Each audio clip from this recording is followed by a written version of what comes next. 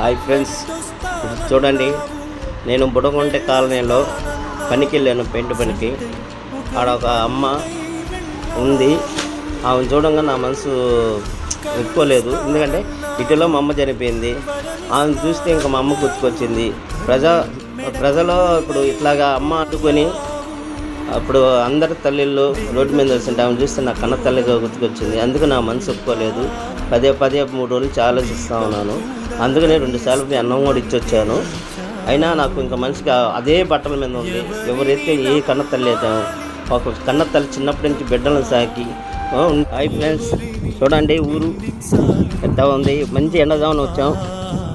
చూడండి, అవును చూపిస్తున్నాం. చూడండి, అట్టే పెట్టుకుందాం, తగలకుండా అట్టే పెట్టుకుందాం.